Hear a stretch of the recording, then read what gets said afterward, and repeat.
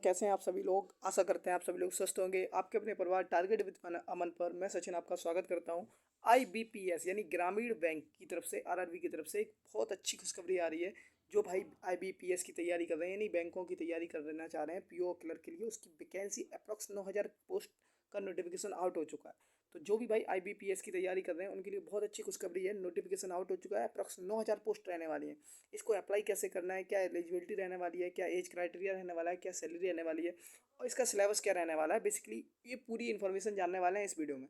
तो जो भी भाई ने अभी तक चैनल को सब्सक्राइब नहीं किया वो चैनल को सब्सक्राइब कर लें और पूरी जानकारी के लिए वीडियो को जरूर पूरा देखें, जिससे आपको कंप्लीट इन्फॉर्मेशन मिल जाए कि कैसे कैसे अप्लाई करना है, क्या एलिजिबिलिटी रहने वाली है, आप एलिजिबल है कि नहीं है, इसका सिलेबस क्या रहने वाला है।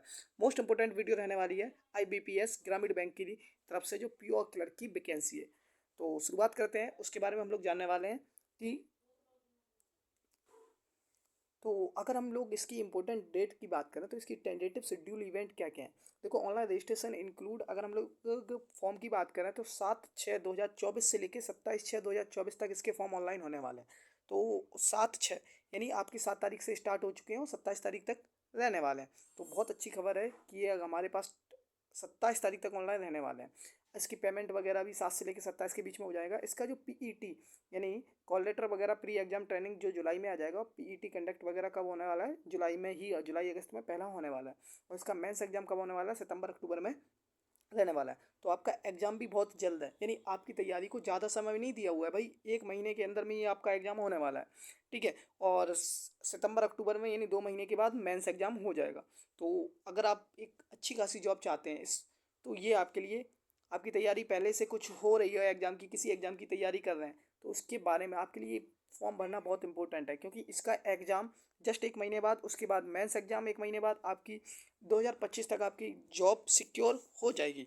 अब अगर हम लोग इसकी बात करें आगे तो इसमें बहुत सारी चीज़ें हैं, जैसे इंट्रोडक्शन वगैरह सारी चीज़ें, इस बहुत बड़ा ये नोटिफिकेशन है, लेकिन हमारे इंपॉर्टेंट की जो चीज़ें हैं उसके बारे में हम लोग जानने वाले हैं।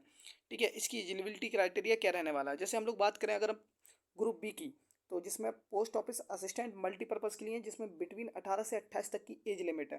ठीक है। ऐसी same post office scale assistant manager 18 से 30 में ग्रुप बी की ये जॉब है, अच्छी खासी जॉब है ये। ग्रुप ए की अगर हम लोग बात करें तो इसमें 18 से 30, इसमें मतलब एज क्राइटेरिया अप्रॉक्स 18 से 30 रहने वाला है, 21 से 32 हो गया। ये ऑफिसर स्किल मैनेजर के लिए है, for officer skill manager senior manager के लिए 21 से 40 के बीच में। ये ग्रुप ए की पोस्ट है। और ऐसे ही सेम अगर हम लोग बात करें तो देखो, एज रिलैक्सेशन अगर हम लोग SC ST की बात करें जिसमें 5 साल का इन्हें रिलैक्सेशन मिलने वाला है। OBC अदर बैकवर्ड के लिए, नॉन क्रीमी के लिए 3 ईयर का बैक मिलने वाला है, और PWD वगैरह हैं उनके लिए 10 साल का। तो भाई अगर आप इन तीनों क्राइटेरिया, चारों क्राइटेरिया में किसी को फॉलो करते हैं तो आपको एज रिलैक्सेशन मिल जाएगा। अगर नेक्स्ट आगे की बात करें हम लोग तो इसमें सबसे मोस्ट इम्पोर्टेंट डाउट आता है कि इसका सिलेबस क्या है और इसका सिलेक्शन प्रोसेस क्या रहने वाला है। तो इसके देखो, अगर हम लोग बात करें इसके सिलेबस की तो देखते हैं कहाँ है भाई इसका सिलेबस। 1 मिनट रुकना,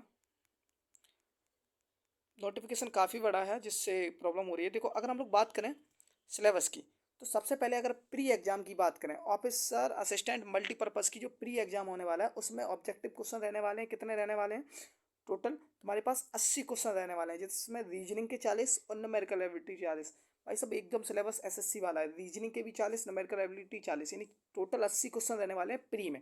अगर इसको आपने क्वालिफाई कर लिया, इसके बाद आपका होगा ऑफिसर स्केल का। ऑफिसर स्केल का भी सेम ही रहने वाला है दोनों लोगों का।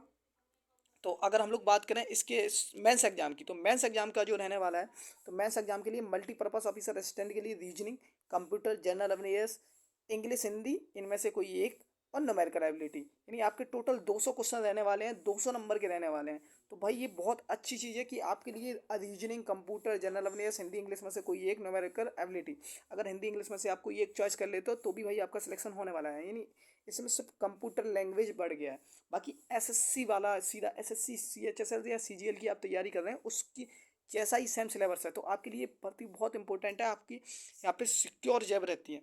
ठीक है। अगर हम ऑफिसर स्केल की बात करें तो यहाँ पे भी सेम ही है, कुछ अलग नहीं है। 200 नंबर के क्वेश्चन है, 200 मार्क्स के 200 क्वेश्चन है, 200 मार्क्स के रहने वाले हैं, जिसमें रीजनिंग हो गया, कंप्यूटर नॉलेज हो गया, जनरल अवेयरनेस हो गया, इंग्लिश हो गया, हिंदी हो गया, ये सारी चीज़ें रहने वाली हैं।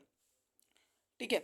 अब अगर आगे और बात करें तो यहाँ पे देखो बहुत सारी स्टेट हैं जहाँ पे ये इनकी पोस्ट निकली हुई हैं। तो सिलेबस के बारे में हो गया। अब जैसे हम लोग बात करें second officer skill second single level exam होने वाला है, वहाँ पे 2 मेंस थे। तो जनरल बैंकिंग ऑफिसर के लिए एग्जाम होने वाला है जिसमें reasoning, computer, financial awareness, English, Hindi में से एक, क्वांटिटेटिव एप्टीट्यूड, यानी टोटल तुम्हारे पास 200 क्वेश्चन रहने वाले हैं।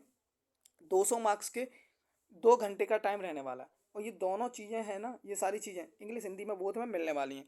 ऑफिसर स्केल सेकंड का भी सेम है, इसमें प्रोफेशनल नॉलेज है, रीजनिंग है, फाइनेंशियल अवेयरनेस है, इंग्लिश है, हिंदी है, कंप्यूटर नॉलेज है और क्वांटिटेटिव एप्टीट्यूड है। यहाँ पे भी 240 क्वेश्चन है, 200 मार्क्स के हैं। हिंदी इंग्लिश में से यहाँ पे भी एक का करना है। यहाँ पे टाइमिंग आपका रहने वाला है 2 घंटे 30 मिनट।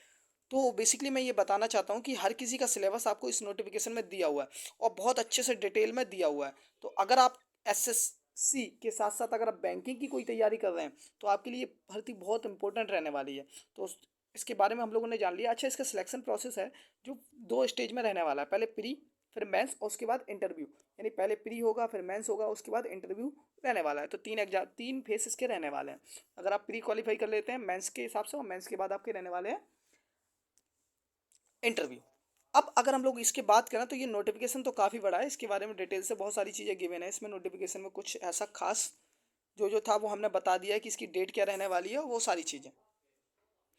तो अगर हम लोग बात करें तो इसकी डेट अभी चल रही है भाई, हाल ही में करेंटली में इसके एप्लीकेशन वो आप कर सकते हैं, एप्लीकेंट हैं अगर आप करना चाहें तो कर सकते हैं, और आपका एग्ज़ाम भी बहुत जल्द होने वाला है।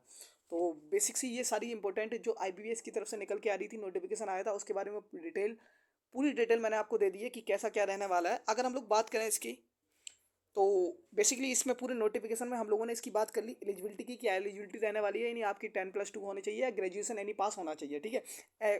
ग्रेजुएशन है आप किसी में तो प्योर क्लर्क के लिए आपकी जॉब ये इंपॉर्टेंट रहने वाली है। एज क्राइटेरिया अप्रॉक्स 18 से 30 साल या 21 से 30 साल के बीच में सभी में गिवन है। सैलरी इसकी अप्रॉक्स 55,000 के पास बैठेगी। कितनी? अगर हम सैलरी की बात करें तो अप्रॉक्स इसकी 55,000, यानी 55,000 से स्टार्ट होके 1 लाख तक रहने वाली है आईबीएस प्रो की। तो इसमें सैलरी अच्छी खासी है जिसमें आपको कोई प्रॉब्लम नहीं होगी।